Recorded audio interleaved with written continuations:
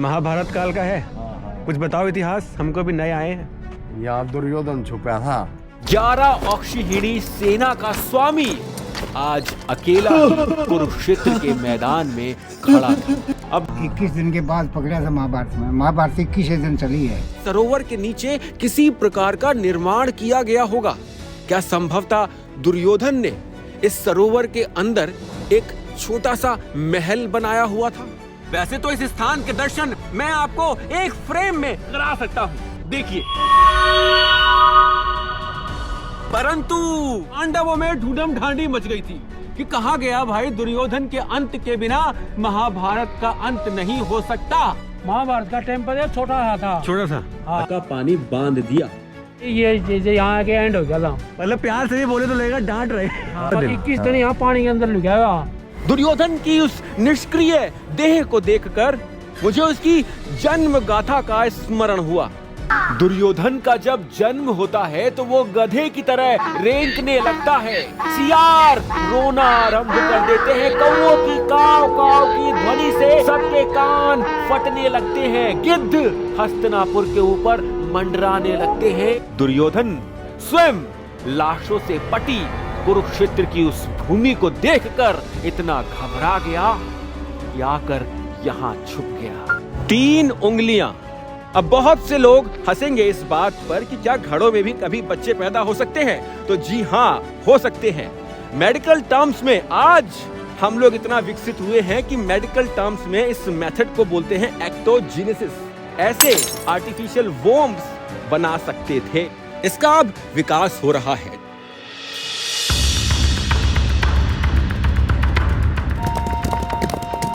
मेरी समझ में ये नहीं आता कि अब ये दुर्योधन चला कहाँ गया। महाराज की जय हो।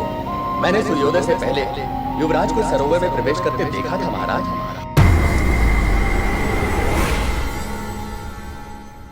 महाभारत का युद्ध समाप्त होने के बाद दुर्योधन पे बोझ था उस साम्राज्य के पतन का। रथ सरोवर की ओर ले चलो सारथी। क्या बुरा हुआ, क्या भला हुआ, उस बोझ से बचने के लिए दुर्योधन युद्ध के मैदान से भाग जाता है। भागकर वो कहाँ गया था? क्या यहां आ गया था?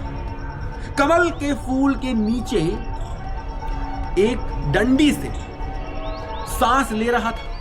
यहाँ के स्थानीय निवासी मानते हैं कि युद्ध के बाद 21वें दिन वो इसी स्थान पर पांडवों को मिला था। क्या है इस स्थान का इतिहास? दुर्योधन ने अपनी माया से सरोवर के जल को स्थिर कर दिया है।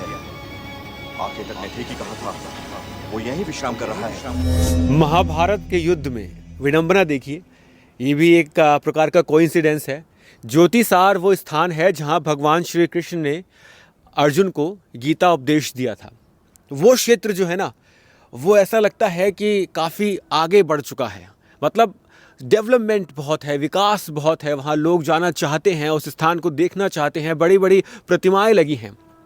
और जहाँ पर भी शकुनी वध हुआ था, या फिर कर्ण वध हुआ था, या फिर दुर्योधन का अंत हुआ था, वो स्थान उजड़ चुके हैं। ऐसा लगता है कि नकारात्मक ऊर्जा उस क्षेत्र की आज तक पूरी तरह से समाप्त नहीं हो पाई है।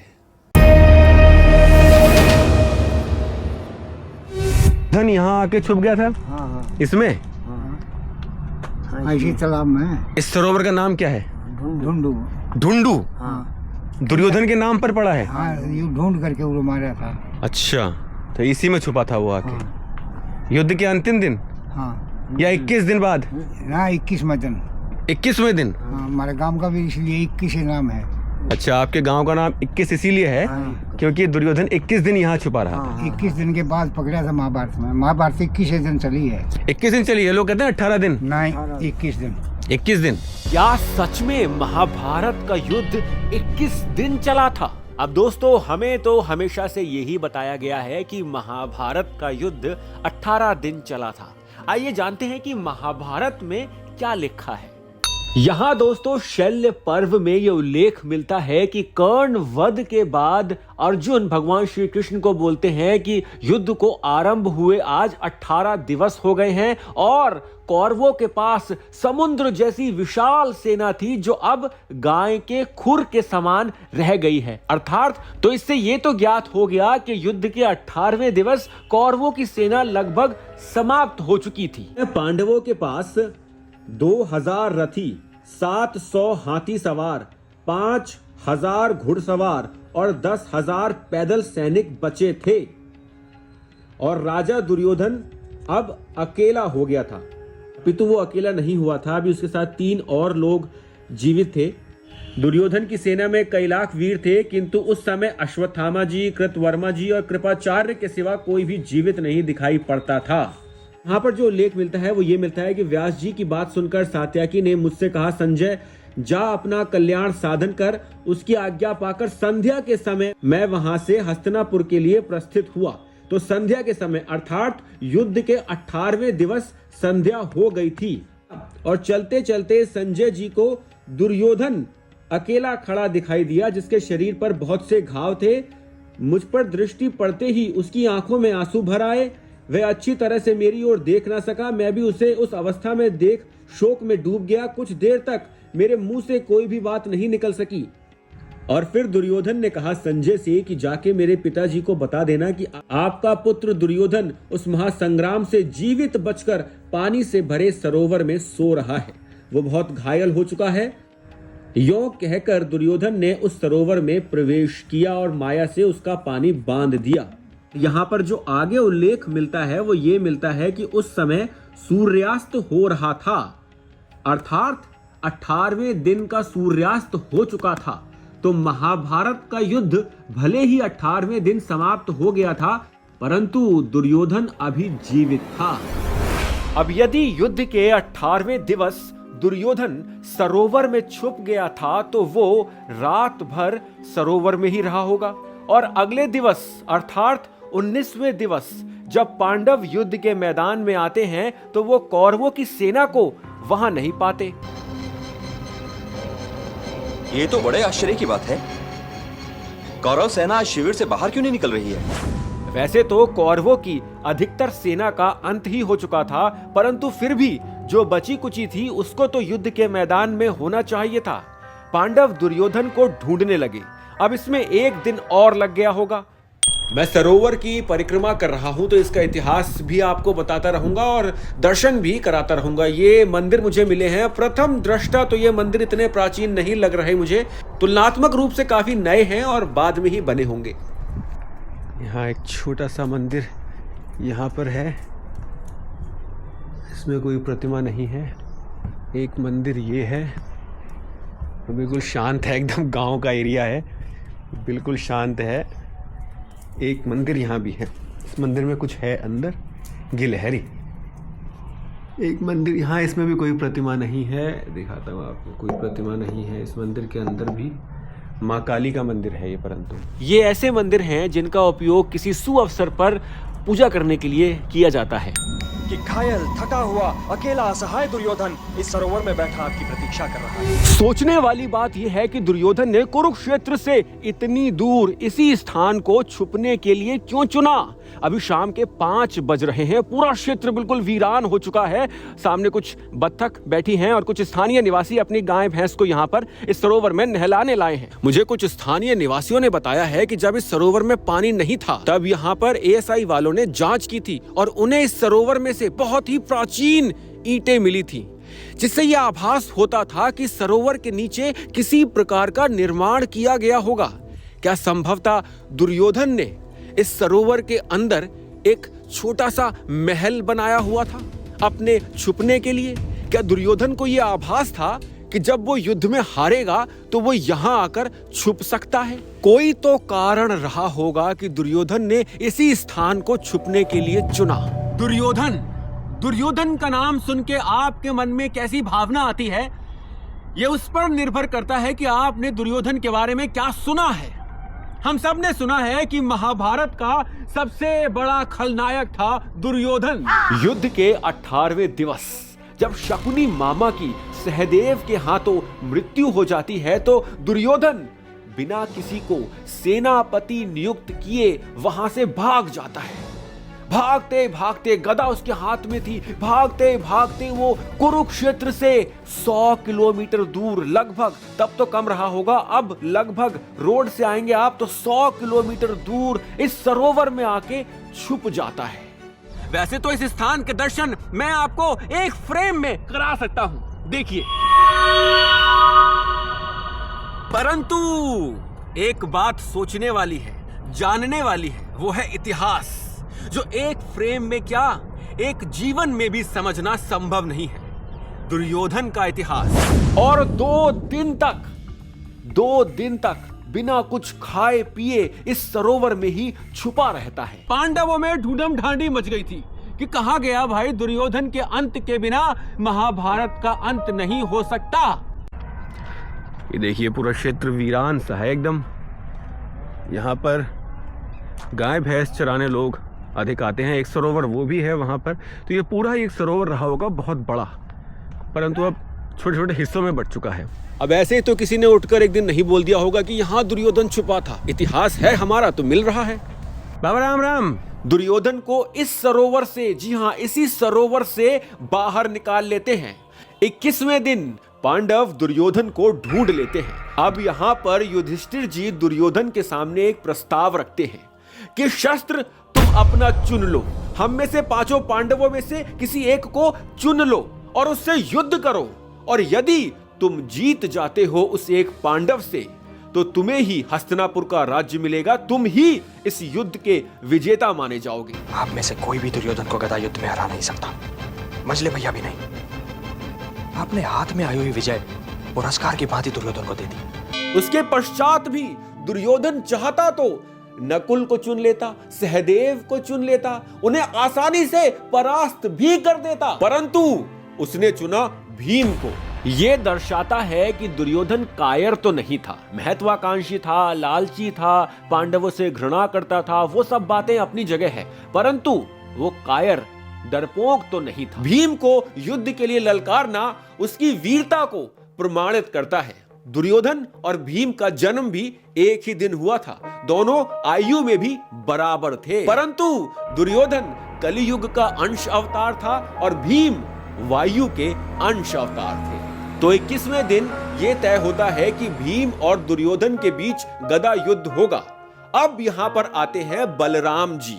बलराम जी यहां आते हैं और बोलते हैं कि युद्ध इस स्थान पर नहीं होगा, वो उन्हें वापस ले जाते हैं कुरुक्षेत्र। हम यहां से समंत पंचक क्षेत्र में चलते हैं जो कि कुरुक्षेत्र में है, परंतु 21वें दिन दुर्योधन को यहां ढूंढा था पांडवों ने, तो इस गांव का नाम पड़ गया 21 और इस सरोवर का नाम पड़ गया ढूंढू तीर्थ, जहां भगवान श्री कृष्ण, पांडव, दुर्योधन सब उपस्थित थे महाभारत काल में। महाभारत काल का है? कुछ बताओ इतिहास, हमको भी नए आए हैं। यहाँ दुर्योधन छुपा था। अच्छा। हाँ, तब से ये चले आ रहा है। तालाब ढंडू नाम प्रसिद्ध है ये। हाँ, ओके। ये दुर्योधन का टाइम के हैं, ये पेड्डे मतलब ये वाले जो हैं ये तभी के हैं? वो पेड्डा है एक।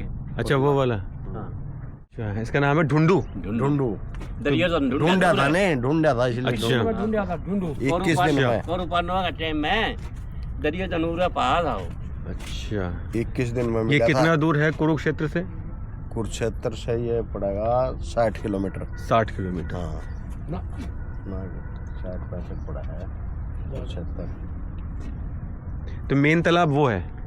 क्या? हाँ ना, वो तो तैराकी के लिए बनाया है। अच्छा। अपना अंडर में लिया ही वे। जब मंदिर में? कुरुक्षेत्र वाले ने लिया अपना अंडर में। अच्छा अच्छा अच्छा, डेवलपमेंट के लिए लेना था। ये गांव वाले नाटके, तो इसमें तो ये इतना तो सारा था, पर यहाँ मैस पानी पीती है नहीं। आज भैंस के लिए रख लिया। तो ये पूरा पहले तालाब था, बहुत बड़ा रहा होगा। है ना, महाभारत का टाइम पर छोटा था। छोटा था? हाँ। अच्छा। यहाँ तो कोई घाट नहीं, यहाँ सामने यहाँ छोटी ईंटों का घाट भी एक है। अच्छा, वो लाखोरी ईंटों का दबिया हुआ है इस पानी से। लाखोरी ईंटों का? हाँ, छोटे देख इतनी इतनी ईंटें हुए। अच्छा अच्छा अच्छा, तो वो महाभारत काल की है? महाभारत काल का हो तो। अच्छा, इस पानी के नीचे है वो। इस पानी के नीचे? हाँ। जब इसकी खुदाई हुई थी उस टाइम वो निकले था आपका कुरुक्षेत्र वाले अपने अंडर में लेके यहाँ बढ़िया सिस्टम बनाएंगे। अच्छा, अब डेवलपमेंट होगा। अब क्योंकि इसका अभी काम क्या पीछे एक हुआ है? बाबूजी मिले थे, मैंने उनसे कहा भैया कुछ मूर्ति वूर्ति लगाओ, तो उन्होंने कहा मूर्ति पूजा नहीं करते गांव में। ये ऐसा है? आर्य आर्य समाजियों का गांव और है। ये समझिएगा था पहले ये जो ये मंदिर है ना, हाँ जी, हाँ जी। ये उसी टाइम का है बस। अच्छा, ये उस टाइम इसके अंदर का। मूर्ति मारती नहीं थी कुछ भी। हाँ जी, तो हाँ आप जी। रखी है अब बस। कराया है। अच्छा, तभी वहाँ पर मूर्ति नहीं है किसी में भी। वो अलग चीज है। वो अलग चीज है। वो क्या है? वो है बाणियों का एक कुत्ता का, अरे न बाणिया का और कुत्ता का सती का वो है। अच्छा अच्छा, ये बहुत पुराना वो भी वो उसी बहुत टाइम पुराना है। जंगल था ये, यहाँ सती बोलते हैं उसको। सती माता का। हाँ, सती माता। ये मंदिर है, ये छोटा मंदिर है। ये मेन है, मुख्य मंदिर ही है। ये है उस टाइम का। उस इसके टाइम अंदर का जो कोई है। मूर्ति नहीं थी। अच्छा। मूर्ति तो अभी तक की इसकी। शिवलिंग जो अब रखा हाँ, हुआ है। अब रखा है और शिवलिंग। पल्ला का कुछ नहीं था। अब तो पूजन लगे गांव वाले। हाँ, तो गाँव अब वाले। ये ग्रांट हो रहा है। इतिहास तो है। हाँ। अब चाहे कोई माने चाहे ना माने, इतिहास तो है। ओ 21 दिन में ढूंढ रहा था अच्छा, ये बताओ, ये जो महाभारत जो मैंने पढ़ी थी, जो मुझे मिली है वहां से, उसमें लिखा है कि 18 दिन चला युद्ध, और यहाँ कह रहे हैं कि 21 दिन चला। ये वो क्या है? 21वां दिन मिला था। 18 दिन के बाद 21वां, फिर 21वां दिन। 21 दिन यहाँ पानी के अंदर लुका हुआ। अच्छा, तो युद्ध चला 18 दिन, उसके बाद 3 दिन बाद वो यहाँ मिला। अच्छा, 3 दिन मतलब ढूंढा आ उससे। गए होंगे। अच्छा, या इसका शुक्र तो जंगल था बहुत ज्यादा। बहुत बड़ा जंगल रहा ये होगा। तो छोटी थी यहाँ तो बन होया करता जी उधर। बहुत हाँ जी। बड़ा। ये तो गाँव वाले थोड़े मना करे नहीं, अपने तो यहाँ इतनी धर्मशाला हो जाती, मेले भरने शुरू हो जाते। हाँ, बहुत मेले में कुरुक्षेत्र में बहुत मेले। मेन ये चीज यहाँ के एंड हो गया था। अच्छा, यहाँ एंड हुआ था, परंतु यहाँ विकास नहीं हुआ उतना। विकास तो गाँव के उनको जिंदे विकास तो गांव अभी वाले मना जबरदस्ती करते से हैं। होया, इतना भी लिया है नहीं। मगर क्यों? गाँव के इस चीज न मंदे को नहीं। अच्छा, गंदगी खिंडेगी और होगी। जो भी लोग मिले हैं उनकी भाषा में वो अक्खड़ता नहीं देखी मैंने। हाँ, छोटी भाषा है। थोड़ी मोटी भाषा है। मतलब प्यार से भी बोले तो लगेगा डांट रहे। हाँ, ऐसे ऐसी भाषा है।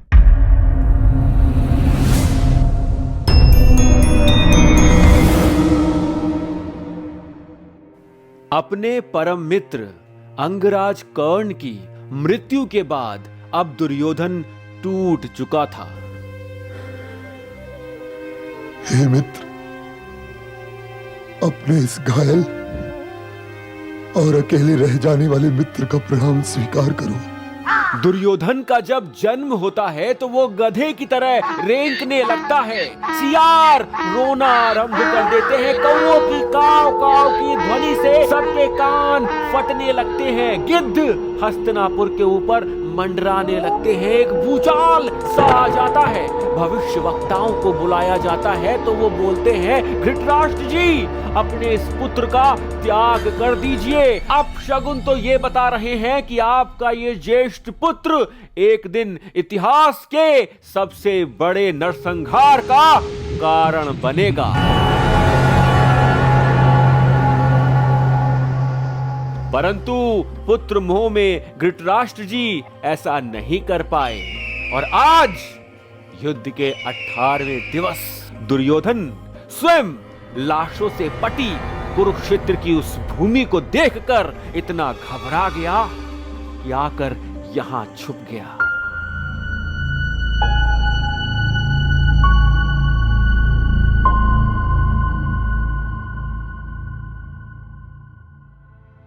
लाशों का बोझ उठाते उठाते वो इतना थक गया था कि अब वो विश्राम करना चाहता था। 11 अक्षौहिणी सेना का स्वामी आज अकेला कुरुक्षेत्र के मैदान में खड़ा था।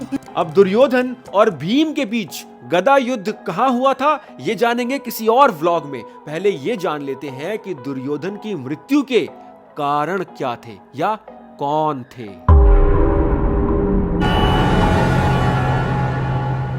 3 उंगलियां दुर्योधन ने अपनी मृत्यु के समय 3 उंगलियां उठा रखी थी। भगवान श्री कृष्ण से प्रश्न पूछने के लिए या फिर ये दर्शाने के लिए कि मेरे मृत्यु के वो 3 कारण थे। कौन थे वो 3 कारण? दुर्योधन की उस निष्क्रिय देह को देखकर मुझे उसकी जन्म गाथा का स्मरण हुआ। दुर्योधन का जन्म कोई पारंपरिक तरीके से नहीं हुआ था। माता गांधारी को महादेव से 100 पुत्रों का वरदान प्राप्त हुआ था, परंतु धृतराष्ट्र जी के साथ विवाह के कई वर्षों तक उनके यहाँ कोई संतान नहीं हुई।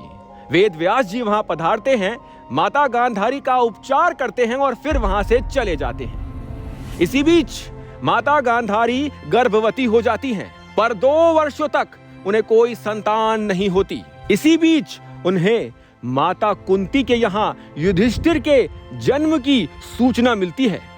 अब वो इतना घबरा जाती हैं कि उनका गर्भपात हो जाता है। गर्भ में से एक लोहे के पिंड के समान गोला निकलता है। वेद व्यास जी एक बार फिर से वहां प्रकट होते हैं और उस मांस के पिंड के 101 टुकड़े करवा देते हैं और घड़ों में रसायन मिश्रित घी के साथ उसको भरकर रखवा देते हैं। अब बहुत से लोग हंसेंगे इस बात पर कि क्या घड़ों में भी कभी बच्चे पैदा हो सकते हैं? तो जी हाँ, हो सकते हैं। मेडिकल टर्म्स में आज हम लोग इतना विकसित हुए हैं कि मेडिकल टर्म्स में इस मेथड को बोलते हैं एक्टोजेनेसिस, अर्थात आर्टिफिशियल वूम्ब। सरल भाषा में बोलूं तो कृत्रिम गर्भ। और यदि आप हमारे शास्त्रों में उल्लेखित प्रोसेस और कंपोजिशंस को देखेंगे तो वही सिमिलर मेथड आज एक्टोजेनेसिस में उपयोग किया जाता है। और 5000 वर्ष पूर्व हमारे जो पूर्वज थे उनका विज्ञान इतना विकसित था कि वो इस मेथड को अप्लाई करके ऐसे आर्टिफिशियल वोम्ब्स बना सकते थे और उनमें फिर बच्चों को, भ्रूण को विकसित भी किया जाता था। उसके बाद 2 वर्ष उपरांत पहला घड़ा टूटता है या खुलता है और फिर जन्म होता है दुर्योधन का। दुर्योधन का असली नाम दुर्योधन ही था, परंतु प्रेम पूर्वक उसे सुयोधन भी कह के बुलाया जाता था। अब वो तीन कारण जो दुर्योधन को मृत्यु तक ले गए। दुर्योधन की मृत्यु का पहला कारण था पितामह भीष्म। पितामह भीष्म पर उसको पूर्ण विश्वास था। वो मानता था कि पितामह भीष्म को तो कोई परास्त ही नहीं कर सकता, परंतु पितामह भीष्म का हृदय दुर्योधन से अधिक पांडवों के लिए कोमल था। दुर्योधन की मृत्यु का दूसरा कारण था गुरु द्रोण पर अत्यंत विश्वास करना। दुर्योधन को कभी ये ज्ञात ही नहीं हुआ कि अपने प्रिय शिष्य अर्जुन की बाणों की वर्षा के सामने भी गुरु द्रोण उसका वध नहीं करने वाले। दुर्योधन की मृत्यु का तीसरा कारण था उसका परम मित्र अंगराज कर्ण, जिसने दुर्योधन को कभी भी सही मार्ग दिखाया ही नहीं। दुर्योधन और रावण दोनों के ही पतन का कारण बना उनका अहंकार और उद्दंडता। मुझे अकेला न समझ, मैं स्वयं नारायणी सेना से कहीं अधिक एक सशक्त सेना हूं।